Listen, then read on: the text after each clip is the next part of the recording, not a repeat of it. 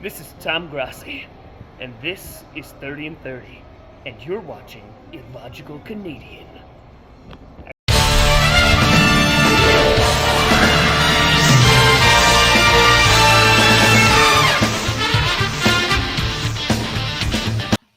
Bonjour mes amis, je suis de l'Algérie canadienne. Welcome back to another week in review. Week 9. We're over the halfway mark of the season.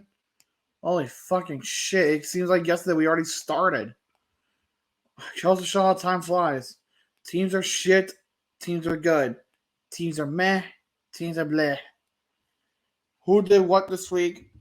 Well, without any further delay, let's go ourselves into it, shall we? For Thursday night football, a matchup was had at the former Heinz Field between the Tennessee Titans and the Pittsburgh Steelers.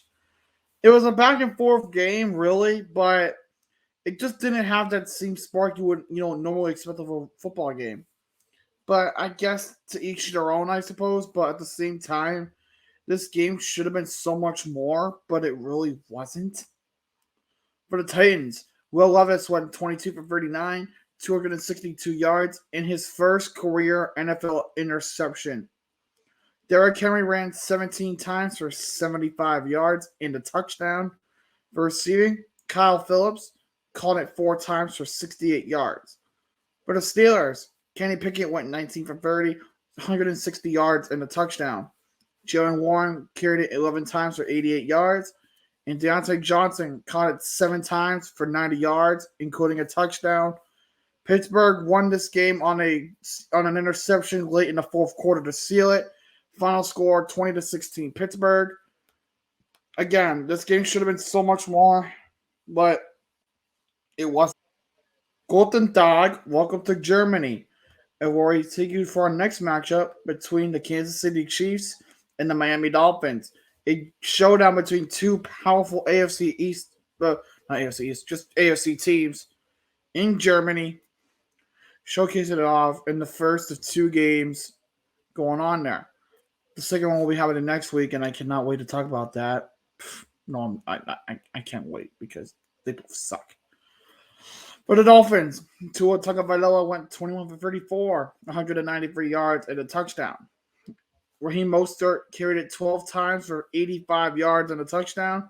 For receiving, it was Tyreek Hill, 8 receptions for 62 yards. For the Chiefs, Patty Mahomes went 20 for 30, 185 yards and 2 touchdowns. Isaiah Pacheco carried it 16 times for 66 yards. And for receiving, Noah Gray caught it 3 times for 34 yards.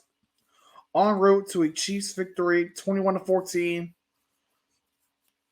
I mean, I really don't know what you expected out of this game. It was going to be really close either way, but it was at least good.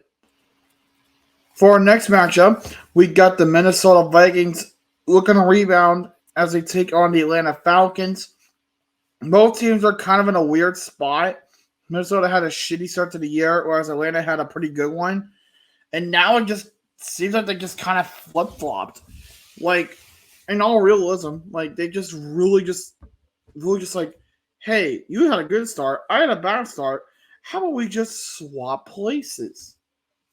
For the Vikings, the combined effort of Jaren Hall, who got injured and was replaced by Josh Dobbs, combined went 25 for 36, 236 yards and 2 touchdowns.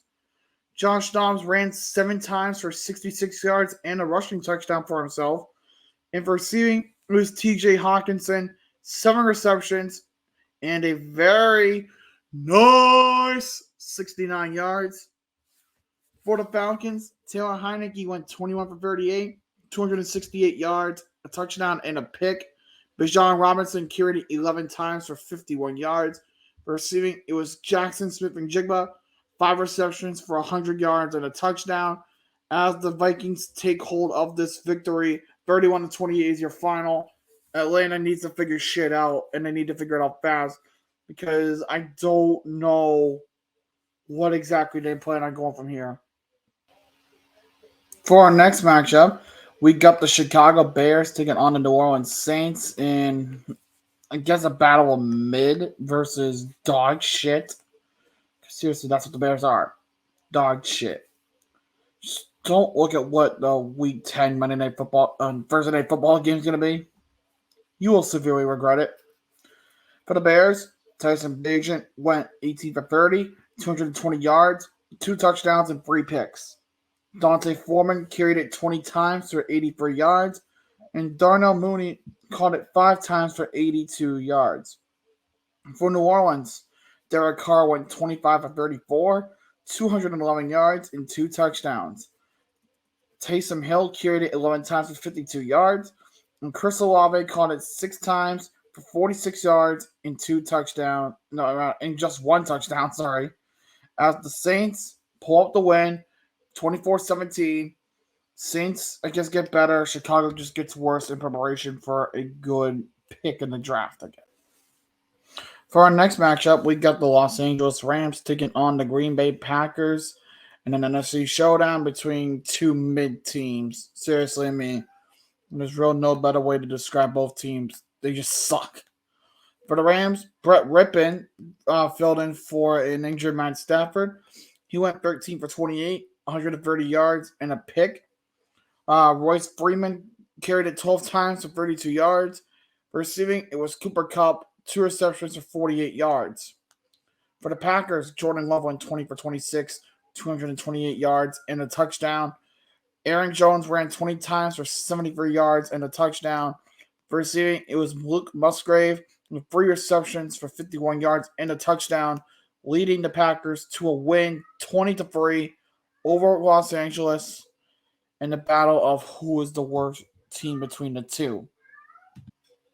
For the next matchup, we got the New England Deflator Shits hosting Washington in Foxborough, and another sloppy fucking game because this team still doesn't know what the fuck it's doing. And I wonder where I cheer from, even after the fucking Brady departure. I will never understand it. For the Commanders, Sam Howell went 29 for 45, 325 yards, a touchdown, and a pick. Brian Robinson Jr. carried it 18 times for 63 yards and a touchdown. Receiving, it was Scary Terry with 5 catches for 73 yards. For the Patriots, Mac Jones went 24 for 44, 220 yards, a touchdown, and a pick. Ramondre Stevenson carried it 9 times for 87 yards and a touchdown. Seemingly one of the only bright spots on this fucking team. For receiving, it was Demario Douglas leading the way with 5 receptions for 55 yards. Patriots fall to the fucking Commanders, who just traded everybody recently. 20-17 is your final from Foxborough. Somebody just, I don't know, man. I don't know. For this next game, we got the Seattle Seahawks taking on the Baltimore Ravens in what could be considered bird-on-bird crime, because holy shit, was it a fucking massacre. For Seattle, Geno Smith went 13 for 28, 157 yards, and a pick.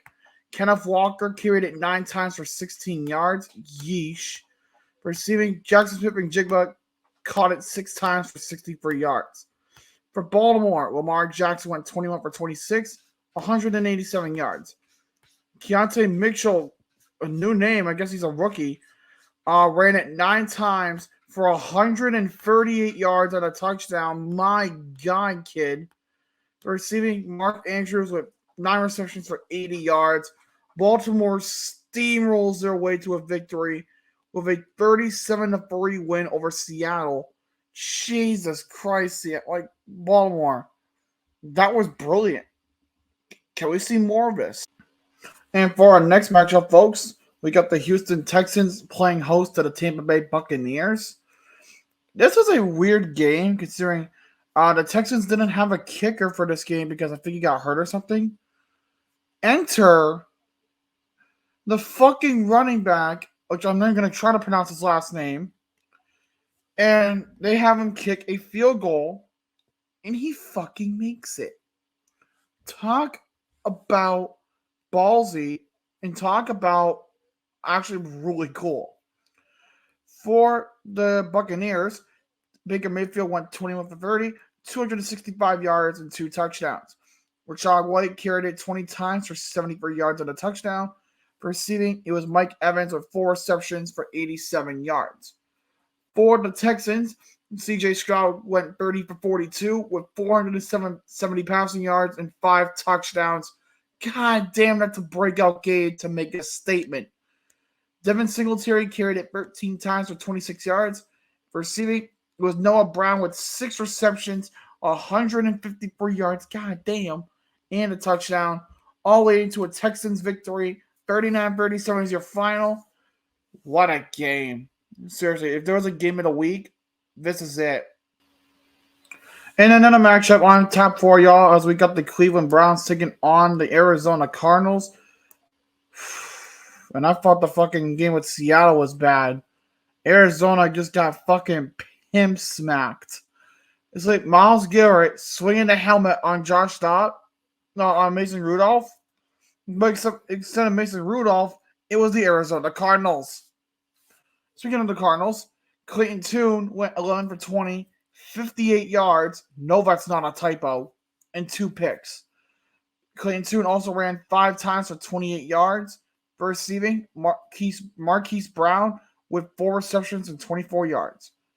For the Browns, Deshaun Watson returns and goes 19 for 30, 219 yards, and 2 touchdowns. Jerome Ford ran 20 times for 44 yards, and Amari Cooper caught it 5 times for 139 yards and a touchdown. That man's good.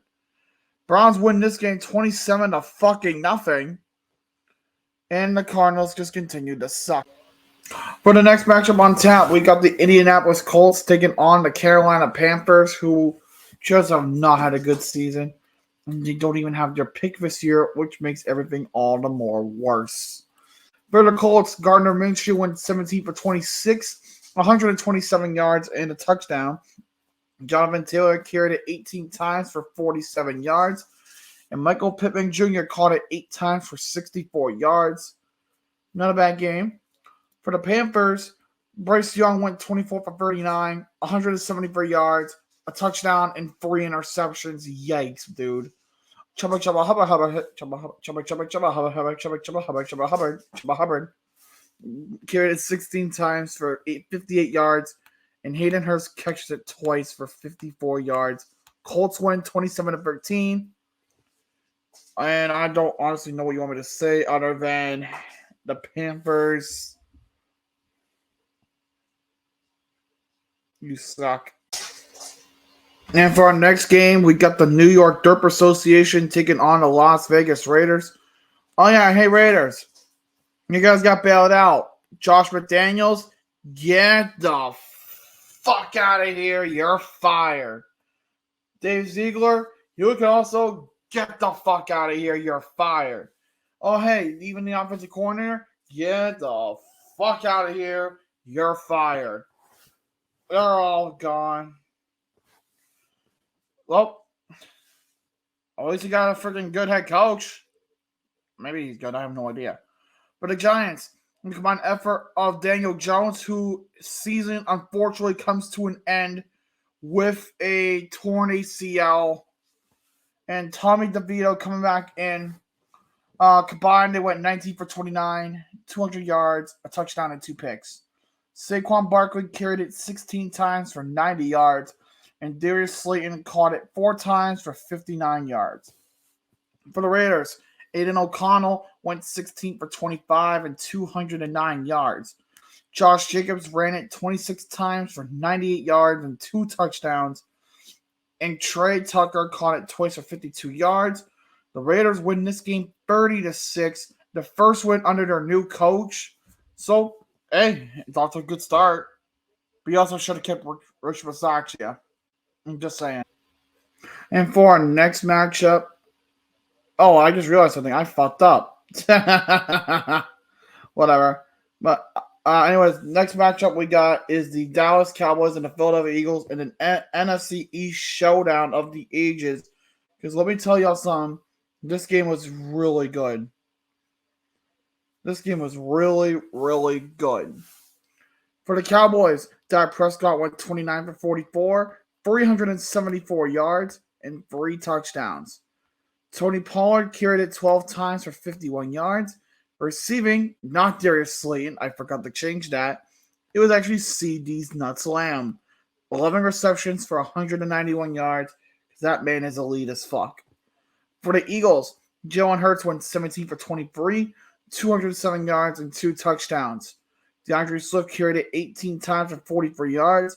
For receiving, it was A.J. Brown with 7 receptions for 66 yards and a touchdown. Eagles win this very close game because of Cowboys' stupidity, 28-23. Again, another finish that the Eagles could have easily fucked up, but they survived. For Sunday Night Football, we got another matchup on tap between the Buffalo Bills and the Cincinnati Bengals. We all know what happened on Week 17 Monday Night Football last year. The whole incident with Damar Hamlin, just everything going wrong. Thank God he's still with us, and thank God he's still playing football. Might not have played in this game, but he still is an active member of the roster, and you just love to see it. For the Bills, Josh Allen went 26 for 38, 258 yards, a touchdown and an interception. Josh Allen also ran 8 times for 44 yards and a touchdown. And for receiving, Stephon Diggs caught it 6 times for 86 yards and a touchdown. For the Bengals, Joe Burrow went 31 for 44, 348 yards, and 2 touchdowns. Joe Mixon ran 14 times for 37 yards and a touchdown. And T. Higgins caught it 8 times for 110 yards as the Bengals come out of Sunday Night Football with the victory, 24-18. Still a great game. Still 2 great teams that are looking to get back into things. Cincinnati has just been on the right path as of late. And on Monday Night Football, this is a sleeper. Chargers, Jets. This game honestly sucked, and you saw the stream. It was not exactly good. For the Chargers, Justin Herbert the pervert went 16 for 30 and 136 yards. Austin Eckler carried it 14 times for 47 yards and 2 touchdowns. What a game for him. For receiving, it was Keenan Allen with 8 receptions for 77 yards. For the Jets, Zach Wilson, a.k.a. the fucker of your mother, went 33 for 49, 263 yards. Breece Hall carried it 16 times for 50 yards, and Garrett Wilson caught it 7 times for 80 yards as the Chargers escaped with the win 27-6 in a game that featured so many fucking fumbles. And now we get on to the bye week. We have 4 teams on bye this week, so let's just go and jump right in. First off, we have the Denver Broncos. 3-5. Their season has gone to complete shit, but they're not totally out of it. They still have a chance to get back somewhere respectable, and their test starts next Monday night when they travel to Buffalo to take on the Bills. Next up, Detroit, 6-2. They look good. They play good. Everything's going well for them. And they'll be able to have a good game next week when they travel on down to Vegas to take on the Raiders. And the 2 teams on the right play each other next week. Jacksonville, 6-2. They're pretty good. Had a damn good start to the season. And they face off against the next team, San Francisco. 5-3 with 3 consecutive losses. They needed this bye week to kind of just relax and chill out. And it helps because they just got Chase Young, who is one of the better pass rushers in the league. And against Jacksonville next week, when they go down to Duval, that should be a hell of a game to watch. But break time's over, boys. Back to football. And that will do it for this week's Week in Review. I hope you guys did enjoy once again. If you did, leave a like. Comment down below what you guys want to see next. And if you haven't done so already, subscribe and join the Logical Nation. Join me Wednesday night at 8 p.m. Eastern for another fantasy football recap, where we will recap Week 9 as well as our trade deadline with everything going on and every goddamn inconceivable thing just hitting the fan. But it is what it is. But until next time, je suis le Canadien. Bonne nuit et au revoir.